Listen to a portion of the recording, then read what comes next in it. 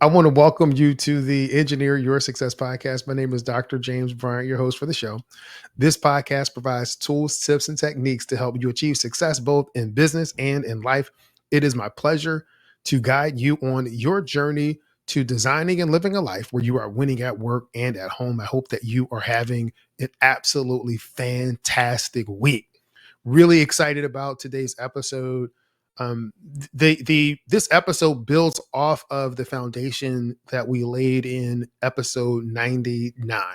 So in episode 99, the title is Generic Vision Equals Generic Results, and it's 5 tips for getting the results that you want. So that's really was the focus of episode 99. But one of the questions that came up as I was working with one of my private executive coaching clients was, hey, James, I'm not a visionary. So, how do I create vision? And that is the question that we're going to tackle on today's episode. But before we get there, I want to express gratitude for everyone, the emails, the kind words for episode 100 that was dedicated in memory of my father. So, episode 100, remembering our father's lessons to live by.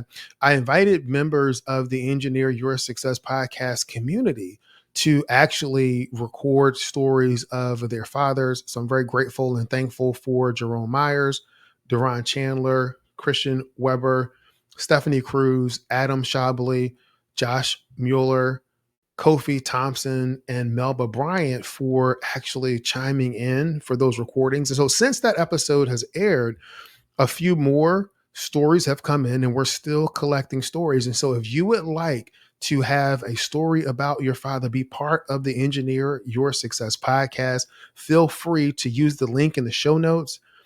Click the button. It'll take you to an audio survey where you can record in your own voice the story about your father.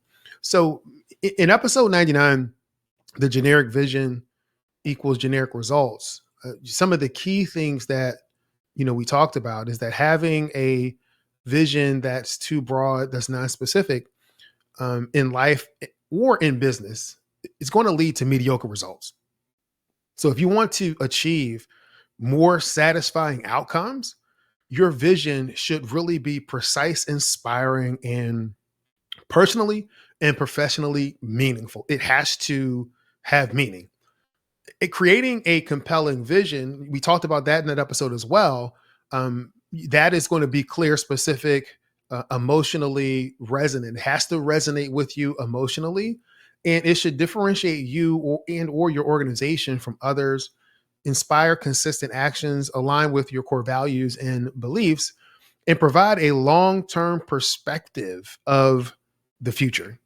So a compelling vision has the power to really drive not only your business growth, but your personal growth and your success. We also provided a list of 10 questions in that episode to help you determine the relative strength of your vision. In these questions, you were asked to rate on a scale of 1 to 5, kind of, one being 5 being, yes, my vision hits this. And quickly, those questions, were, is my vision expressed in specific and concrete terms? Number 2, my vision differentiates me and my organization from others in the field. Number 3, my vision inspires and motivates me and my team. 4, my vision challenges me and my team to grow, learn, and push our boundaries. 5, my vision provides clear direction towards what we're striving to achieve and why. Number 6, my vision takes into account future trends, challenges, and opportunities. Number 7, my vision aligns with my core values and beliefs. Number 8, my vision resonates with me and or my team on an emotional level. Number 9, my vision motivates me and my team to work diligently towards that vision. And number 10, the results I'm achieving. And I think this one's really important, and don't underestimate this one. The results that I'm achieving are in line with what I'd expect from a compelling, dynamic vision. So in that regard, you would rate yourself all of those questions on a scale of 1 to 5. And then we talked about a different scale within there as you get the summary of your results, it will be able to tell you if you have a strong vision, if your vision needs work, if your vision is rock solid based on those answers. If you want more specifics, we're going to drop a link in the show notes directly to episode 99 so that you can go straight there. So, as I mentioned earlier, this episode was a result of a meeting that I had with one of my executive coaching clients. So, in that meeting, we were talking about the development of their vision and the strategic plan. And the client mentioned to me that he thought that their vision was pretty generic. And as a result of his statement, my initial response was that generic vision is going to lead to generic actions that's going to yield you generic results. And that may be a reason why the organization is where it is. And so that topic came up again in a totally different session with another one of my private executive coaching clients. And in this case, my client says, how do you create a vision when you're not a visionary? So this client was telling me that he was not a visionary and had issues or didn't think that he would have the ability to create a vision. So that kind of leads us to this topic. I do think that it's important for us to kind of speak from a common definition when it comes to a visionary, because again, the question is, how do you create a vision when you're not a visionary? So let's spend some time unpacking what a visionary is and how a visionary is defined. So a visionary is a person with original ideals about what their future will or could be like, who they're capable of providing a picture and sharing this vision with others. And so they're able to actually communicate that. Whether that communication is through words or through diagrams or through their actions, there is a place in how this visionary is communicating that vision or the picture of what they see. People that are defined as visionaries are often defined as people that think outside the box, that push boundaries, and they inspire others, um, with their innovation and progressive ideas. If we take that and apply the term visionary to a visionary leader, then this is a person that incorporates their visionary thinking to their leadership role. So they not only imagine the new and creative solutions of the future scenarios, but they're also able to motivate and empower and inspire the team or organization to work towards that shared vision. So there are a couple of key qualities that I think come to play when I think of visionary leaders. One, they're inspiring. So they are able to articulate their vision in the way that resonates with their team, encouraging them to rally behind a shared goal. Two, they're innovative. They can think outside the box and come up with unique, groundbreaking ideas. Three, they're strategic. They not only dream, but they're able to develop practical strategic plans for how to get things done, how to actually make that vision into reality. And great visionary leaders are also empowering. So they foster an environment just where their team or the people that they're working with really feel empowered to take risks, to express their ideals, and to contribute to the vision, not only to the development or refinement of the vision, but also to the execution. So I think of a few visionary leaders. You can think of Jeff Bezos, Amazon. He founded Amazon as an online bookstore, but that vision that he had extended beyond books. And now, we have the behemoth that we know as Amazon that have expanded to almost every area of our lives. I also think of the current CEO of Microsoft, Satya Nadella. Since taking over as the CEO, he's transformed Microsoft for his vision of a mobile first, cloud first world.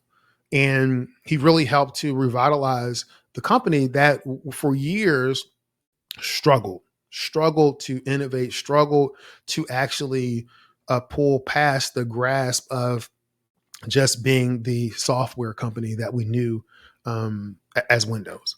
So, yes, these are extraordinary individuals. Yes, that is a broad example of a visionary.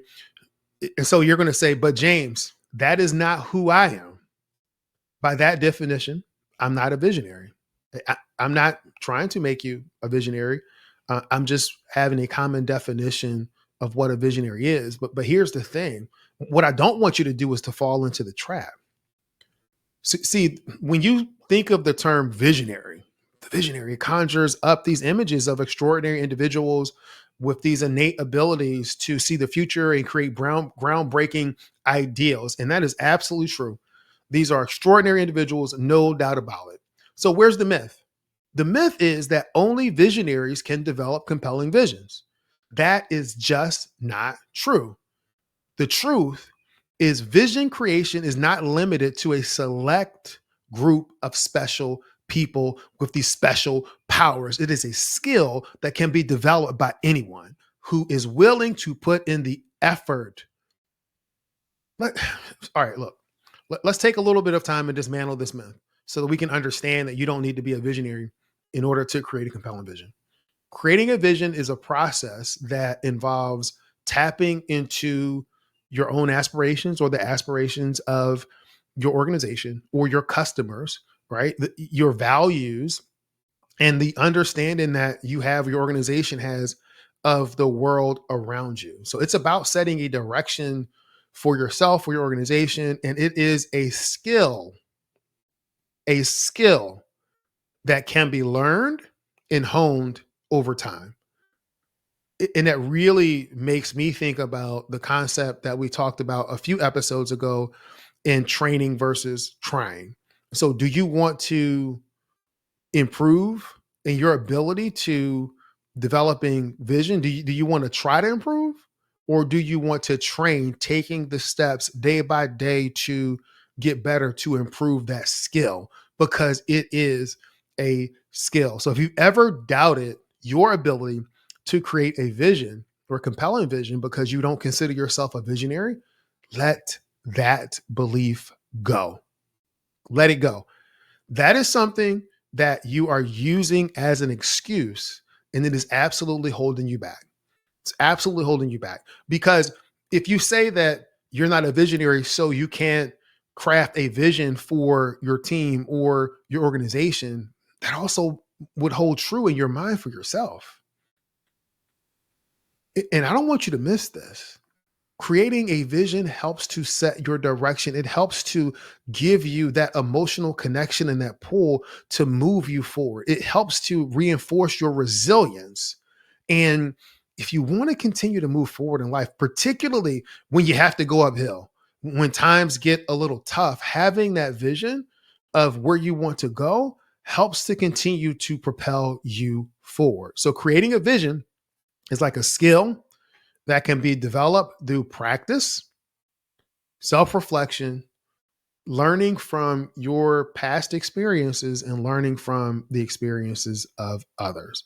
So, what are some things that you can actually work on to help build this skill? I would say number one is brainstorming. So, let's say you don't think that you're a visionary, spend some time and just brainstorm some ideals. So brainstorming can be an absolutely powerful tool to generate ideals to help you explore the possibilities. So it's important for you to create a safe place, particularly if you're brainstorming with your team, where you're approaching this project, you're approaching building this vision from a position of curiosity, not a position of conflict. So you want to be curious about what you can actually develop, no matter how unconventionally it's expressed, particularly in a team environment. And actually, I take that back. It's not just in a team environment, because there's times when we may be brainstorming and you come up with an ideal and you may judge yourself and say, that's a stupid ideal. No, it's not a stupid ideal. It's an ideal that you came up with in this process. Do not stifle your creativity through judgment. So get a piece of paper, start writing down your ideals. If an ideal doesn't sound like it'll work, keep it on there, keep writing. all of this part is about is collecting those ideals. Number two, you can seek other opinions and perspectives. So you want to surround yourself with people that have a different background than you. When you're building a vision for your team or your company, you want to look to get those perspectives. If you are building a vision for yourself, you might want to get the perspective of other people and how they see you. That may help as well, just getting those different perspectives so you can understand how other people see you. Because a lot of times people can see the inherent value that we have, even for us when that value is a blind spot. When we do things and we don't consider it to be special, because for us, it's just who we are, right? This is just who I am. This is how I live. This is how I show up. But other people that are on the outside looking in, they see something very special. And so sometimes it's really good and eye opening to get those outside perspectives. Another thing that you can do goes back to just kind of brainstorming is using some visualization techniques. And so visualization that involves forming that mental image of what your desired future is going to be. This can be an effective tool to clarify your goals and the steps needed to reach them. Another thing that you may do, if you've identified obstacles that are in your way, things that may be in the way of your team, things that may be in the way of you personally to moving forward in achieving that vision, what I would challenge you to do is to visualize yourself overcoming that obstacle on your way to where you want to go. Visualize yourself running up that hill. Visualize yourself going through whatever is standing in your way so that you can get to that other side. Another thing that I would say that helps to keep your creativity is just continuous learning. So stay curious and open minded.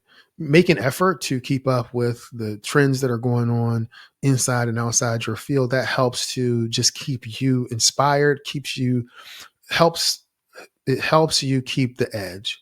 Helps you keep the edge. And the last thing that I would add is you want to take action. Small steps build momentum. Momentum builds upon itself, and you keep moving forward. And so when you start practicing these strategies in terms of building a vision, piece by piece, it can help you build a very dynamic vision. So again, you want to brainstorm, you want to seek diverse perspectives, you want to use visualization, you want to be continuously learning and adapt, and you want to start putting these things into action. And as you are practicing these strategies, you begin to develop the skills and the mindset to build your vision, to be able to do things that in the past you would think that only a quote unquote visionary leader would be able to do that. Part of the key is train. This is a training exercise. Building your vision is a skill, and I want you to work on building that skill. So some related podcast episodes that I want to point out, episode 99, generic vision equals generic results, 5 tips for getting the results that you want. Episode 81, we talked about the engineer's blueprint for success, your guide to winning at work and at home. We talk about the importance of building vision in that episode. And then there's episode 65, which is one of the Engineer Your Success on-ramp sessions on building visions, building vision. And in that particular episode, I talked about, building vision and provide some steps for building vision, but also the participants in the on-ramp talked about their vision, shared their vision, and went through a process of creating a vision board. So I think that you would enjoy that one as well as you're thinking about building your vision. So I want to take a moment here to have what I would call maybe an executive focus moment. And so I'm sure that at this part or, point in your career, you've been involved in the development and or execution of several vision building projects or activities for your team, for your company, for your projects. And we intuitively understand that having a compelling vision provides a central point that everyone is working to live out, everyone is working to accomplish. But here's my question for you. When was the last time that you developed a vision for your life? When was the last time that you invested the same amount of intention, the same amount of effort for your development as you do for the development of your organization, for the development of your company? Maybe you've never developed a personal vision, or you developed one a long time ago and you're not sure if it still applies. Well, I invite you to use the link in the show notes and book some time so that you and I, that we can discuss building your vision, because I want you to have a vision. I want you to be able to design and live a life where you are winning at work and at home. I want you to have success both in business and in life. So I'm going to end this podcast episode like I end every podcast episode. That's this. Many people know what to do.